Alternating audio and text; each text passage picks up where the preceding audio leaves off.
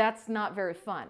For one price, we went and we bought it, we kept the TV, and then we sold the console and all of the games for the entire amount. So it's like, basically got the TV for free. We basically got the TV for free. Oh, no. No, this is actually something that I think is sacrilege for sellers. Why would you do that? For the love of God, this is a mistake. Hey everyone, it's Lindey. Welcome back to my channel and welcome back to another episode of Frequently Asked Fridays. This video series is all about answering all of your questions and filling these videos with as much information as possible. So as you could probably tell, I am not in my office. I'm actually filming this video in my kitchen because I'm really gonna try to kill two birds with one stone. I have been really trying to get better about doing things like meal prep in advance, and one of the ways I've been doing that is trying to make stuff ahead. And one of the things that we actually love making ahead is French toast, because we just freeze it and then we throw it in our air fryer, and it's really, really good coming out of the air fryer, even when it's frozen. So I actually have 2 loaves of bread that need to get used up. So I'm just going to make a whole bunch of French toast, and I figured it'd be really, really easy for me to film this Frequently Asked Friday video while I make French toast, because it's not really that complicated. Surely I can answer some simple questions and not burn French toast, right? I can manage that. At least that's what I'm gonna tell myself for today. If you are brand new to my YouTube channel, this is episode number 15. That means we've already had 14 episodes, and I will make sure to link the entire playlist down in the video description. I'll also pin it to the top pinned comment of the comment section. But my favorite part of this video series is my partnership with Wholesale Ninjas, because every single episode, Wholesale Ninjas gives away a 100 count liquidation lot to one of my viewers that asks a question to be featured on every episode. So since this is the 15th episode, that means we've already had 14 winners. So let me tell you what you need to do in order to enter to win in the next episode. All you have to do is ask me a question. Just go down into the comment section, ask me any question you want. It could be reselling related, or it can be about anything. I get all kinds of questions. Just make sure to start your question with 5 question marks, because that's going to indicate entry into the giveaway. So if you don't know who Wholesale Ninjas is, let me tell you a little bit about them, since they are the ones that are partnering with me for this video series and giving away free inventory to viewers that ask questions. When I first started dabbling into buying liquidation, I knew that it was a risk. So I wanted to do a whole bunch of research on as many companies as I could, buy little test buys from them just to kind of see what their quality was like and what kind of inventory I could get from them. And when I came across Wholesale Ninjas website, I was immediately intrigued because they had a ton of health and beauty, and I knew that health and beauty was what I wanted to source. And it was really hit or miss with a lot of companies. Either they didn't really have a consistent supply of it, or the prices were really outrageous for what you actually got, and there was really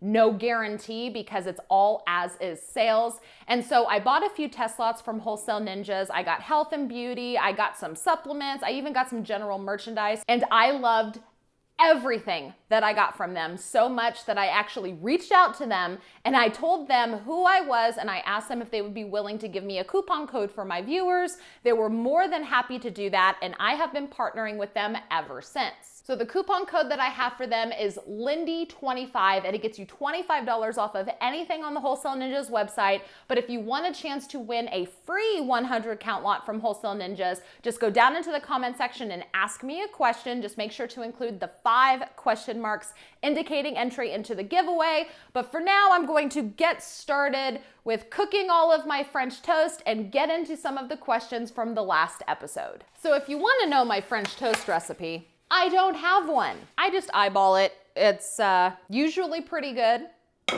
I think. And if anyone else tells me otherwise, well, then they can make their own French toast. Bloop, bloop. Got some eggs, got a little dollop of milk, some vanilla. We like vanilla. Cinnamon, dash of salt. Gotta have salt. Sounds weird, but you gotta have salt. Mix, mix, mix, mix, mix, mix, mix, mix. Teresa Lamb Ramirez says, "Hi Lindey, love your videos." Hi Teresa, thank you so much. I've always bought and resold stuff here and there for some extra cash. Looking to explore and expand into something serious since I can no longer work a traditional job. My question is, Why don't you list your health and beauty items on Amazon? I have been noticing a lot more questions about Amazon lately. There's a lot of people questioning why I'm not listing things on Amazon, primarily because of all of the, what a lot of people consider to be negative changes that eBay is making in regards to managed payments, these little email campaigns that they've been doing. And the reason why I haven't been putting the health and beauty items on Amazon is because a lot of them are not allowed on Amazon. That's actually something that I think a lot of people don't understand about Amazon until they start to sell on Amazon, is how many items are really restricted. You have to be able to become ungated in not only categories, but ungated in specific brands. And health and beauty is one of those categories on Amazon's platform that is really, really difficult to become ungated. You have to, I dropped bread, crap. You have to be able to get distributor invoices in order to become ungated. You can't just put whatever health and beauty items you want on Amazon. You have to become ungated with a distributor invoice. And that brings me to the next reason why I don't put this stuff on Amazon. Amazon has a policy against liquidated items. So that means that you cannot use liquidation invoices to become ungated in health and beauty items on Amazon's platform. So it's kind of like a double whammy. Not only are the items that I like to sell restricted on Amazon, but even if I wanted to become ungated on Amazon in these items, the liquidation invoices that I have for these items do not qualify to get ungated on Amazon. So I just prefer to sell it all on eBay because there's no restrictions. I don't have to worry about gating issues. I don't have to worry about submitting invoices. I mean, there are other things about Amazon that I am not particularly a fan of, which is one of the reasons why I don't give any information on selling on Amazon on my YouTube channel. It's because it's not something I'm not exactly comfortable with. I might delve into that a little bit more in the future, talk a little bit more in depth about my experience selling on Amazon and why I don't exactly talk about it so much anymore. But that's basically why I'm not putting these kind of items on Amazon, is because everything I like to sell is just really heavily restricted, and I don't have the distributor invoices to become ungated. So that's the gist of it. Ooh, French toast. They're not done yet. I'm still working on them. Actually, you want to read questions to me while I do this? Because my hands get kind of messy. Where are the questions? They're on my phone over here. So the camera can see you. Am I camera ready? Are you camera ready? Make them with the questions. I have the mic on me, so you're going to have to stand close to me. You're not that close. That's This question that's too loud. That's too loud. This question comes from Vanessa Pace. Question mark, question mark, question mark. No. For the love of God, this is a mistake. This question comes from Vanessa Pace. She says, "Hi, Lindey," wavy face emoji. Hi, Vanessa. I just started really listing and selling on eBay, and I was curious to know if it was true that the more you list, the more you sell. Love all your videos. So, in theory, the more you list, yes, the more you sell, because the more items you have for sale, the more likely you are to actually sell stuff. If you have 10 things listed, you're a lot less likely to sell things than if you have 100 things listed or 1,000 things listed. But just because you list more stuff doesn't mean that you're automatically gonna sell more. You have to actually be selling things that people want to buy. I think that's a really big mistake that people make. They think that they can just list a whole bunch of stuff and then just suddenly make all of this money. Because if you're selling things that nobody really cares to buy, it doesn't matter if you have 10,000 things for sale, they're not going to sell because nobody wants to buy them. So it's not necessarily just about listing more things to make more money and sell more things. You have to focus on finding things and selling things that people actually want to buy.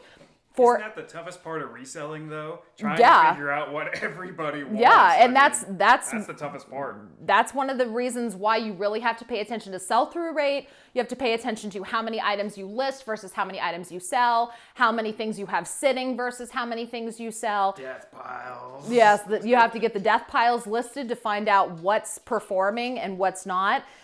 So that part is a lot easier said than done, because just because you list more doesn't mean that you're going to sell more. There's a lot more factors to it than that. But in theory, yes, the more things you have available for sale, the more likely you are to sell more, because there's more things online for people to buy.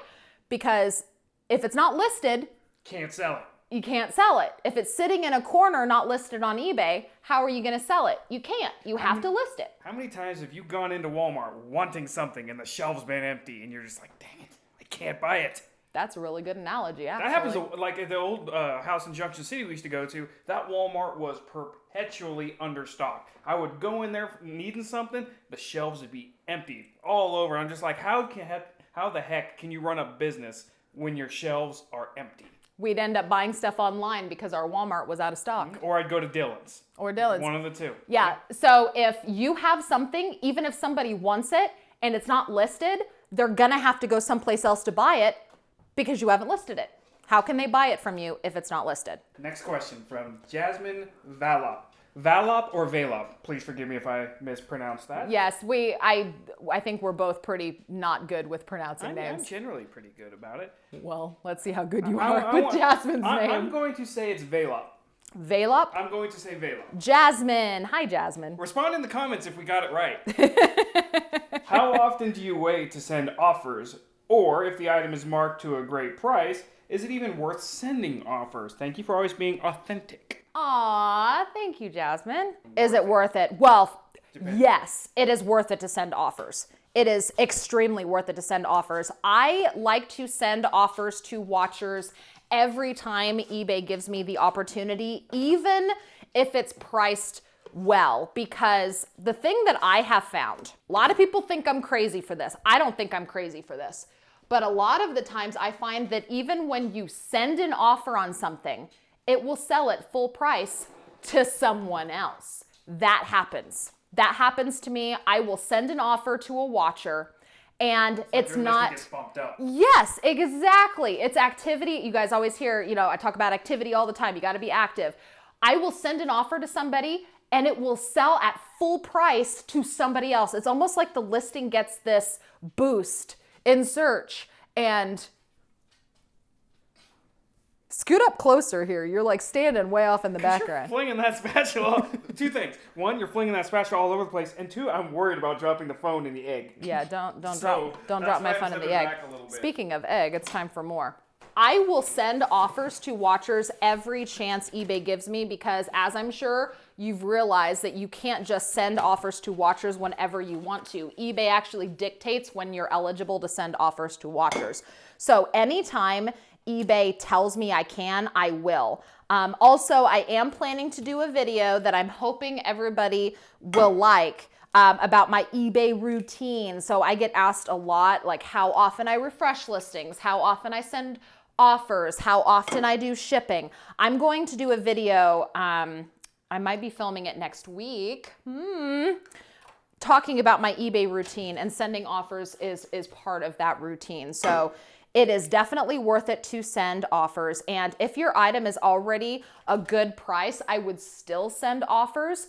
And if you're going to risk losing profits though, just increase your prices a little bit. Like whenever I price things, I always price it knowing that I could take offers, send offers, or put things on sale. So even if your item is still a good price, if you are going to lose profits, maybe think about raising your prices a little bit just so that you're not losing too much money when you accept or send offers. Next. This one is from James. Here we go again. Cockle or Cockle? James. C-O-K-L. James asks. I think it's James Cockle. Yep, I agree. If I had to guess, I would probably agree. Is there a way to create a case with the United States Postal Service through eBay when you purchase first-class shipping through eBay? I know there isn't any insurance on it, but I assume if the package is lost, you should get compensated, right? No. No. I've had a package lost. It's been lost for 6 months. Yeah, if James, it was James. Yes. Sorry, James. If there's no insurance on that package, if it gets lost, screwed. As the seller, you're out of luck. And eBay, the buyer's screwed too, because they don't get their item. Well, here's the thing though. eBay will not reimburse you as the seller for a lost package, even if you don't have insurance on it. But there is a chance that eBay will reimburse the buyer without taking it out of your pocket. Now, that's not guaranteed, but there is a chance because eBay can be generous. Did you ever feel that? Shh. Let me do my thing. Yes, dear. We're having problems here. Shh. Let it happen. No, I'm doing good. Leave me. Stop it. Stop it. No, that's for potatoes. So no, if you don't have insurance, if you don't have insurance on the package, there's no way you're going to get any money back for anything. The best that you can hope for is eBay to go ahead and reimburse the buyer and take it out of their own pocket and not yours. That's best case scenario. Worst case scenario, eBay makes you refund the buyer and you are just out that money. That's one of the things that should just be considered a cost of doing business. Sidebar? Yeah. Has that ever happened to you? No. Yet? No. I have had a package go missing, and I went ahead and refunded the buyer, and I just filed an insurance claim with the United States Postal Service because it was a priority package, so there was automatically $50 worth of insurance on it. And I will go ahead and add insurance to first class packages that are worth more than $50 just as a precaution. Because I think for first class, you can insure up to $100 for less than $2 extra. So I'll do that sometimes if it's an expensive package and it's still going first class and there's no automatic insurance. Next question comes from Mr. Lobo. How often can we use that promo code for Wholesale Ninjas? Is it once a month or is it a one-time use only? The Wholesale Ninjas promo code, Lindey25 for $25 off of anything on the Wholesale Ninjas website. Product placement. Well, they are my partner for this video series. Sure. So it is a one-time use only code. However, pause for dramatic effect.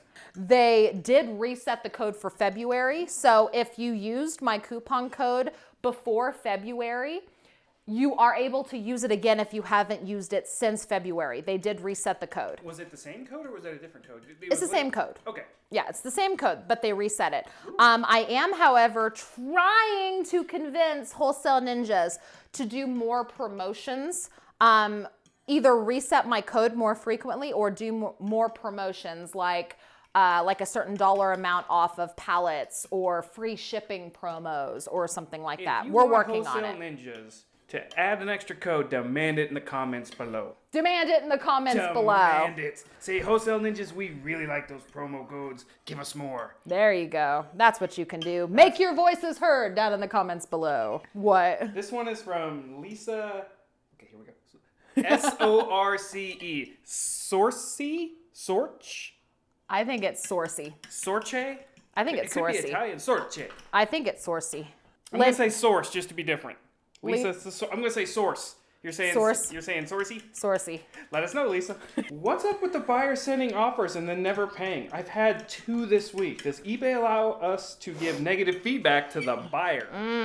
I think you can, can't you? eBay used to. Oh, you okay. can't. I'm old school. Yeah, you can't anymore. You used to be able to say terrible buyer, don't get. Yep. I remember that. When you years ago. Buyer feedback. Yep. You used to be able to leave positive, neutral, or negative feedback for even buyers. But then for some reason, eBay decided that if a buyer actually pays, see, this is the caveat. If a buyer actually pays, then they're a good buyer. You can't leave them neutral or negative feedback. It doesn't matter if they were a month late. Exactly. It doesn't matter if you had to open an unpaid item case just to get them to pay their stinking bill. And this is something that always frustrates me because tell me how many times you can walk into Walmart and claim something and just come back and pay it whenever you feel like it. Well, it depends.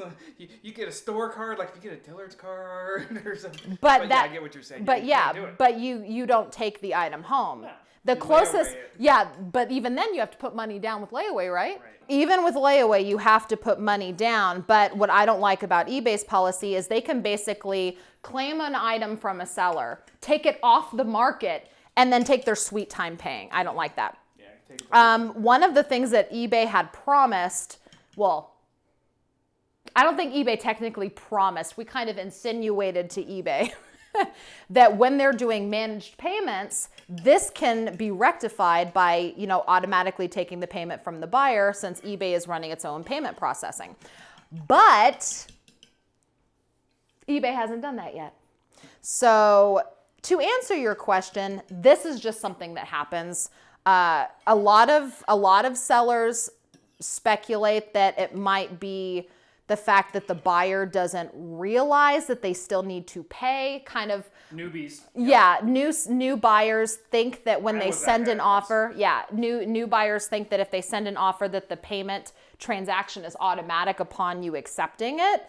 And they don't realize they have to come back later. Or they have a little longer to pay than they think they do, within a few days. Yeah, fun fact, I actually got a neutral feedback from a buyer who was mad that eBay opened an automatic unpaid item case. They left me a neutral feedback and they said something like, opened an unpaid item case on me. I'm not glued to my computer. Or how about you pay for things that you buy, that you commit to buy? But it's a part of being a seller. Yeah. We can hope that eBay will eventually make it so that, it's a seamless. You verify your funds before you make an offer. Yeah, exactly. Because that's what it's like for Poshmark and Mercari.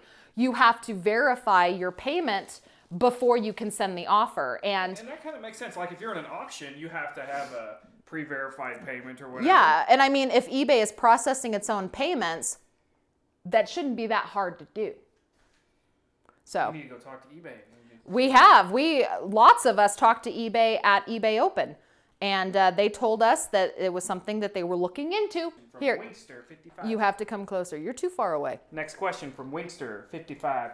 Hi, Lindey. I sold a tested and working VCD, maybe that's supposed to be VCR, but VCD DVD combo on eBay.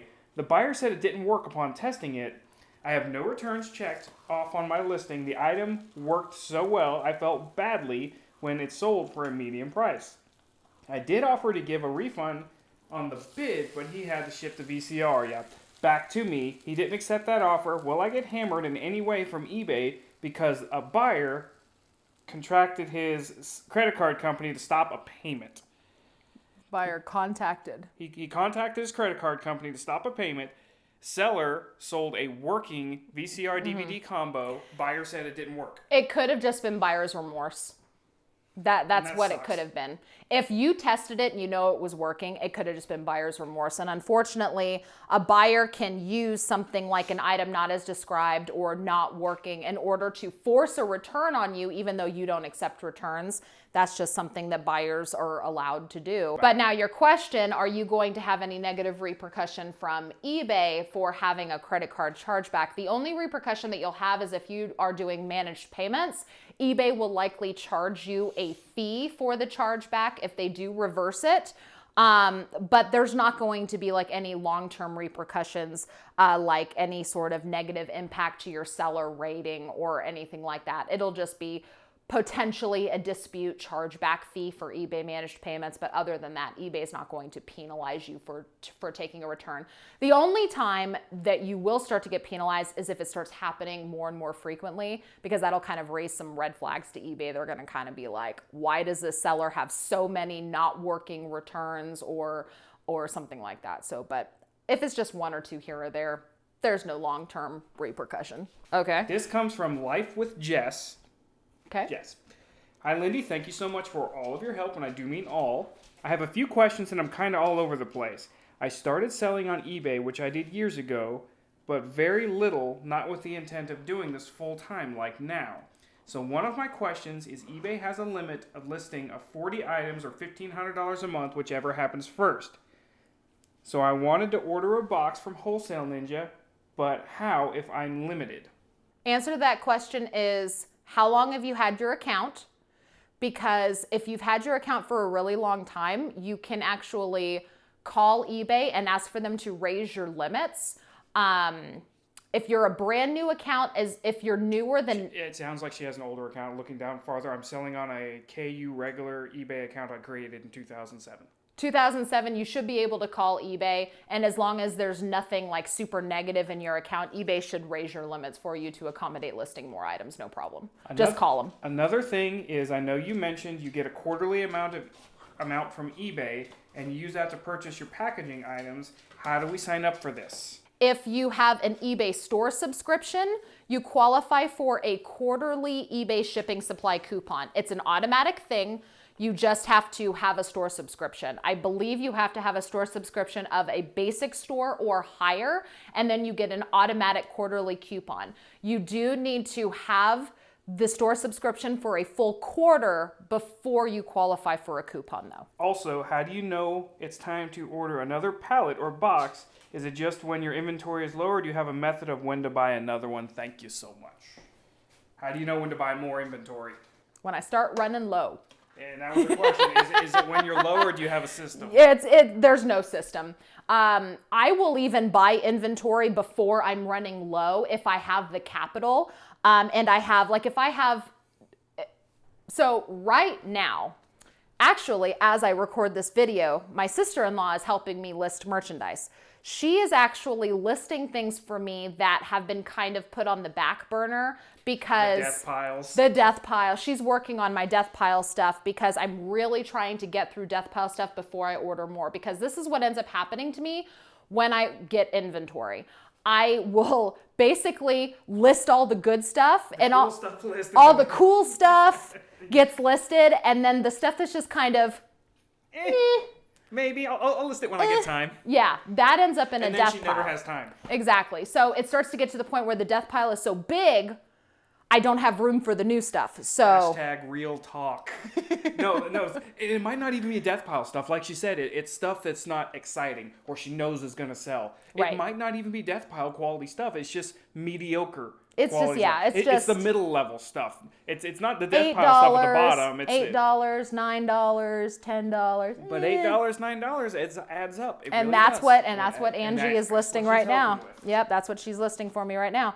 But so really, it is also as capital allows, because I never want to get to the point where I completely run out of inventory, because a lot of the times you can't guarantee that a supplier is going to have good stuff all the time. Especially with COVID. Yeah, exactly.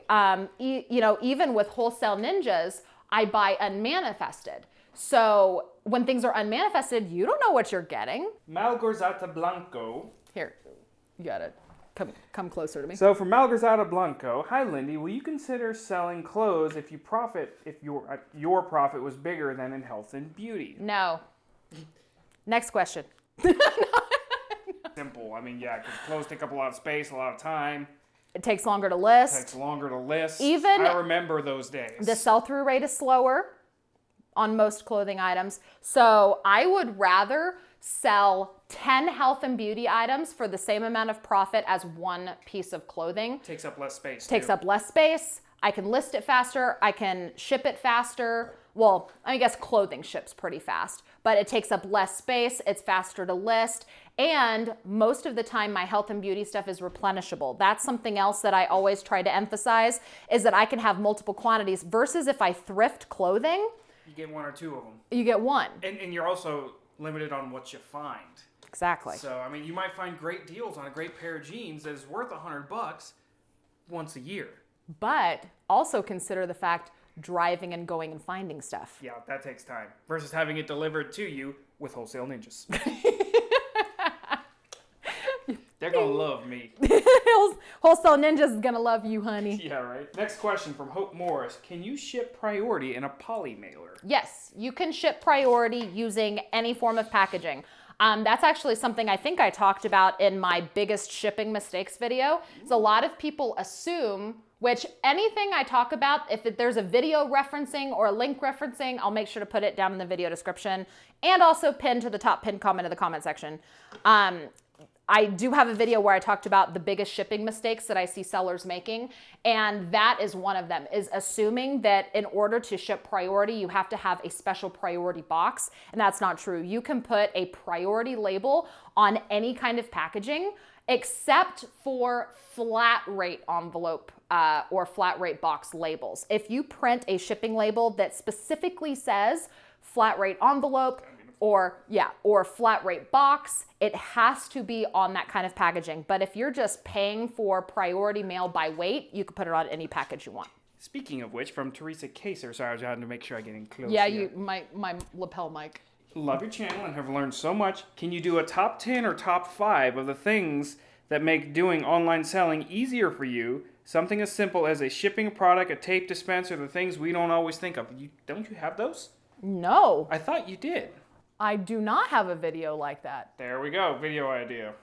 Let me know down in the comments if a video like that interests you. If I have enough people interested, I can probably put something like that together. What top 10 or top 5 things that make doing online selling easier. Shipping product or tape dispenser. That bubble wrap we got from 3M. just things that make selling easier. Just a top Basically list. how to set up your shipping station. Well, it's not just shipping. I'm sure that like any sort of tools that just make the job easier. Oh, I got lots of tools. Yeah, let me know down in the comments if a video like that interests you. If there's enough interest, I can probably pull off a video like that. Or what items help you with online selling.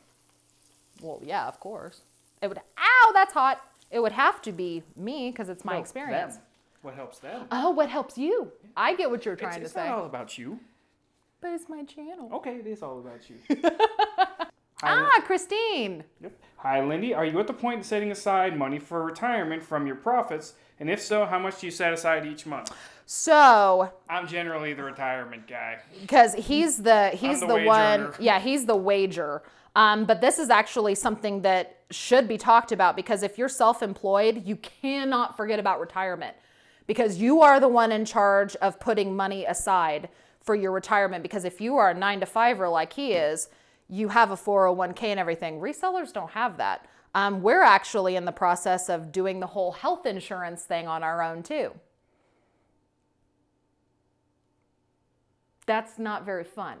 Finding health insurance is not fun because it's not cheap. But anyways, so yes, as far as a certain percentage, I don't do a certain percentage. What we are in the process of doing, how we kind of run that right now, is we have a certain amount of money I like to keep as a buffer in our bank account, a certain amount of money I like to have in savings. And once that savings goal is there, which is typically 3 to 6 months of our bills, we like to keep in a savings account. Beyond that, if we're not trying to save for something else, I would prefer all of it to go in investments and retirement.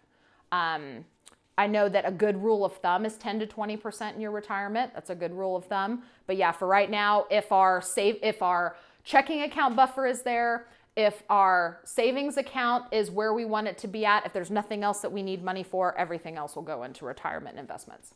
Because you can't wait on Social Security because it's going to be gone. That's very true. No, you got to fund your own retirement. I am a firm believer that Social Security is going to be going away in the next 10 to 20 years because the boomer generation is retiring. There's millions of them. They funded it before, and then the government started picking out little pieces of it. So yeah, they've been using the retirement and Social Security as a slush fund to fund other projects. Off my high horse on that one. Because, yeah, that's no. Hop down. Hop down. Should we talk about insurances or not? Or should we just keep it to this? We'll just keep it to that because I don't have anything to say about No, insurance what I was going to say is one of the things we found out shopping for insurance is because of the Affordable Care Act mandate being removed, insurance prices for health insurance and dental insurance and vision insurance have gone down dramatically. So if you haven't thought about that, it might be something to think about. Because when we first started looking, it was about $1,500 a month for a family plan. Yeah. And we looked at this short-term plan that we saw online, $665 for a family plan. That's less than what we're paying now with my company. It's because they cut out all of the stuff. They cut out the mandate and they cut out all the extraneous stuff back to those bare bone plans, and it cuts the price in half. So it's something to consider. That could just be temporary too, That could be temporary depending on what the administration does. If they bring back that mandate, insurance rates are going to go up again. Yeah, but finding health insurance for the private sector is kind of... It sucks. It sucks. It really does. It sucks not buying your insurance through an employer. Yeah. When you are your own employer, it's a lot more expensive. At that point, you realize how much the employer is actually subsidizing. It's true. Yeah. It really is. It sucks. All right. From Debbie Sneed. Debbie Sneed. Hi, Lindey. Have really enjoyed your video. Speaking of feedback, do you leave feedback for every buyer? I've recently only been leaving feedback for buyers who leave feedback for me. And do you have a scripted message to send them? What are your thoughts? Well, first of all, that's not very nice. You shouldn't just leave feedback. No, it's the coffee. It's the coffee. The coffee is saying, hey, do you need any more? Yes. You should leave feedback for every buyer. Because you would want buyers to leave feedback for you. And the thing is, I like to use leaving feedback for the buyer as incentive to leave feedback for me. Yeah, I left you something, hint, hint, nudge, exactly. nudge, wink, so wink. If you leave feedback for a buyer, that's kind of like nudging them a little bit to be like, hey, remember that thing called feedback that you should leave? And if you don't leave feedback for your buyer, it might not occur to them to go in and leave feedback for you. Especially for new buyers. Again, you got to start thinking about new buyers. People who don't buy all the time, they don't know these unwritten rules. Right. You know, the etiquette of eBay. I had to learn it, you know? Yeah. And do I have a custom message? No. I probably should, but I don't. I do leave feedback manually, though. A lot of sellers just have feedback automated. I prefer to leave feedback manually because if I wait a couple of days, it kind of gives the package a chance to arrive, and it gives that kind of nudge like, hey, leave feedback for me because I just left feedback for you and my package has arrived, you know. But I don't ever email them because sometimes... Oh, I hate that. I hate that. When, like, if I get something on eBay or Amazon and then they literally send me an email, hey, could you give us some feedback? That is a surefire way for me to give them bad feedback. Yeah, I'm a seller and I don't like that. I don't like it. That seems too forced. Well, not just that, but it's almost like poking a bear if there was a problem. Mm-hmm. If there was a problem, if they were just going to let it go, but then you're poking at them, then they're more likely to leave you negative feedback if there was a problem. If they don't leave you positive feedback and it's been a while, it's best to just let it go because not every buyer is going to leave feedback, that's for sure. Yep. All right, the next question from Jessica Barras.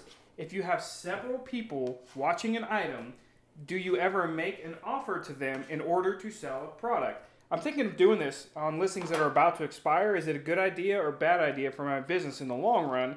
I'm a new seller and I don't want to hurt myself later. Thank you for your information and honest truths. Sending offers is never going to hurt you. Nope. I think the question is do I send offers for a little bit less or do I wait for that higher sale, especially if I have multiple people watching it? I think that's the question. There's also the idea that they might actually be watching the listing because they're waiting on an offer.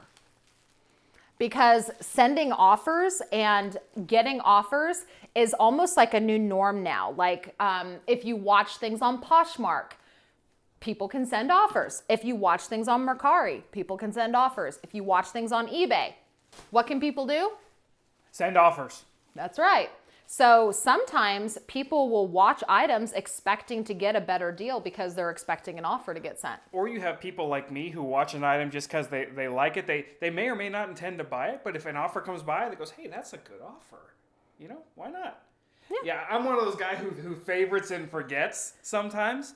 And a few times I've gotten an offer, I was like, okay, because it reminds me. Because I'll forget about that item. You send me an offer, hey, I was thinking about buying that. There you go. So yes, it's never going to hurt you to send offers. If you have a lot of watchers and it's eligible to send an offer, do it. An offer is basically like an advertisement for your product, realistically. All right, the next one comes from Missy Watkins. How do you handle people asking for you to lower shipping on Marketplace? Marketplace sets the shipping as far as the weight. What do? You don't. You tell them exactly that. I tell people on Facebook the exact same thing I tell people on eBay. Shipping is what it is. Yeah. I don't control it.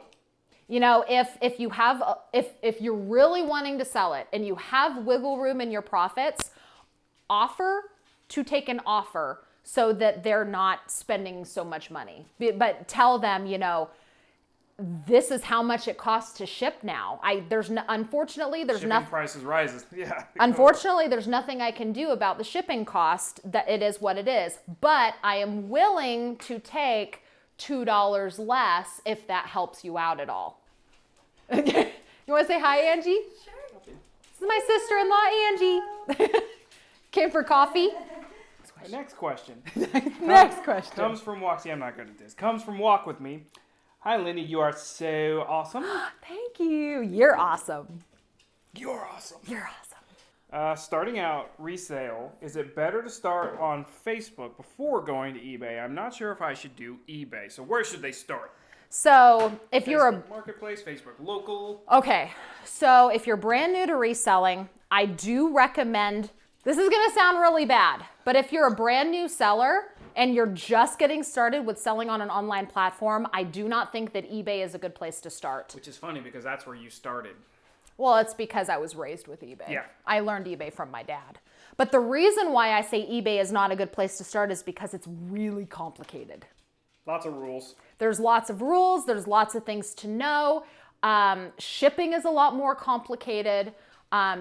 Shipping on eBay is probably the most complicated of all of the platforms.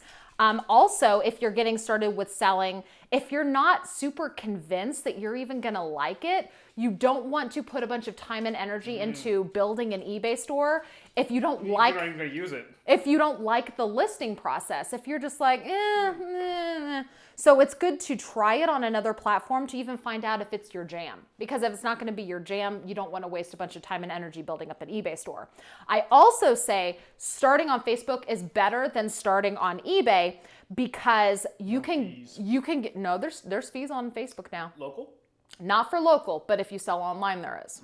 Oh yeah, on the ship to you option. But if you do local sales on Facebook, not only is there no fees for local, but you actually get money faster. So when I was working to build up capital, I preferred to flip things on Facebook Marketplace because you could get that money within like a day. Remember when we would go to Goodwill and there would be like an entertainment center and we would turn around and flip it on Facebook Marketplace? You can get profit instantly on Facebook Marketplace. You could theoretically walk into a thrift store, find something, flip it on Facebook Marketplace and get profit in the same day. That's realistic. I bought something on Facebook Marketplace in the morning and put it on there the afternoon. Yeah, buying and selling on Facebook Marketplace. From Facebook to Facebook. For example, somebody was selling a console. It was an Xbox One. I got it for $50, $60 or something. You could flip that for $100 every day. It's easy. There was also a time where we went on Facebook Marketplace and we bought a 50-inch TV and a PlayStation. Was it a PlayStation 3? It was a 3 it was a 3, yeah. Someone was selling a 50-inch TV, a PlayStation 3, and a whole bunch of games for one price. We went and we bought it. We kept the TV and then we sold the console and all of the games for the entire amount. So it's like basically got the TV for free. We basically got the TV for free. So all of this is to say, I do recommend doing Facebook Marketplace first because it's a way to make money faster. You can build up capital faster and you can find out if you even like reselling, which you're probably gonna love it. Let's just be real here. You get that initial dopamine rush when you earn profit. I mean, to me, reselling, if you've watched my channel for a while now, you've probably heard me say more than once that I think that reselling is just magical. I think it's the coolest thing ever to be able to buy something for one price and sell it to somebody else for more than you paid for it. It's like making money. It's capitalism at its finest. Yeah, it really is. It's capitalism for the little guy. Yeah, it's for the community. Yeah. It really is. Yeah, not big Walmart or whatever. It's Lindey Mart. It's Lindey Mart. We literally had that in the garage. Lindey Mart. Lindey Mart, yep. And the community loved it. Community loved it. So I would say start with Facebook Marketplace. It's a lot easier to navigate. The listing process is a lot simpler. Even shipping on Facebook Marketplace is a lot more easy to comprehend versus how complicated eBay is. All right, I think it's time. We're almost done We're almost done with the French toast. I think it's time to find out who our 15th winner is for the free lot from Wholesale Ninjas. It is the 15th. That means there's been 14 winners before. There has been 14 winners before. This is the 15th. Ready? Drum roll, please. The winner chosen. The winner chosen by random comment selection is. I love this username. I love this username. Who is it? Dragon Lady X. Dragon Lady X. I like it. With the comment. This is a great comment too. Great name, great comment. So, it says, Lindey, that's my birthday. Can I win? Yes, you can win, but not because not because it's your birthday. It was randomly chosen. This is karma. This is awesome. This is fate. It's your birthday? It's fate. Shut the front door. And this, I can tell you with 100% certainty because I've seen her do these. She did not cherry pick this one. She has a random number generator. It's a random picker. It's a random picker. Lindey, it's my birthday. Can I win? And the question... That is so awesome. Congratulations. That is so cool. Do you give refunds when you combine shipping? Oh, no. No. No, this is actually something that I think is sacrilege for sellers. Why would you do that? Why would you do that? Does Walmart give you a refund if they pay less for the shipping than you paid? That's one of the things with Amazon and Walmart. Nobody really pays for shipping anymore. But yeah. But even if you do pay for shipping, for example, are they going to give you a refund because the shipping label came out less than what you paid? If you bought something on one of those infomercials, shipping and handling applied, you don't get the refund on shipping and handling. You know that when you pay $9.95 plus $2.95 handling, that they're paying that amount, that they're paying that exact amount. You know they're not. They're pocketing the difference. Mm-hmm. When a buys something from you, if they're paying shipping, that's the process of doing business. They know what they're paying when they commit to buy. You are not obligated to refund them because you paid less for the shipping. That's just no. That is your money. Put it towards your fees. Put it towards buying more inventory. Do not refund if you pay less for shipping or if you combine shipping. Because they commit to a price when they buy. Keep the money. And just in case anyone was wondering, these French toasts are delicious. I've been snacking on them. Yay! I see this big pile of French toast and my stomach's going, yeah, it's time to get one. We don't need no stinking recipe. Which is funny because my recipe for French toast is go to Walmart and pick some up. We don't do that in this house. But no, yeah, we literally cut these up into 4 slices and freeze them. Yeah, we just cut them. Yeah, we cut them into slices. We just cut them into thirds or fourths, and then they freeze really well, and you just put them in the air fryer for a few minutes. 3 or 4 minutes, yeah, and they're delicious. They're a good quick snack, or if you just want to cook up some eggs, boom, there's breakfast. Mm-hmm. Couple of eggs and some French toast. Cup of eggs. I think we're done. Thank you for helping me. Go team! Go team. Well, thank you guys for watching. Hopefully this was entertaining enough. Don't forget to leave your question down in the comments below so you can find out if you are the winner of episode 16. If you want to be just like Dragon Lady X with that awesome comment. The next episode of Frequently Asked Fridays will be posted on Friday, April the 9th. Don't forget to leave your question down in the comments below. But you can't everybody say, it's my birthday, let me win now. Again, that was not the reason. It was happy birthday, Dragon Lady. That's amazing. I forgot to say, I replied to your comment already. I forgot to say that, but I replied to your comment. Just get with me and I'll make sure that you get your free lot from Wholesale Ninjas. You threw me off my game. Don't forget to check the video description. I will put all applicable information and a bunch of useful stuff down in there for you. Also pinned to the top pinned comment in the comment section. Don't forget to like this video if you enjoyed it. Let me know down in the comments if you want to see more of my husband. I'm not camera ready, no. He just stumbled in here because he wanted French toast. I want French toast. It smells good. Yeah. Don't forget to subscribe if you haven't already. Hit the notification bell. Hit the notification bell, and thank you guys again so much for watching. I will see you with my next video. Bye-bye. Bye. Bye. Bye.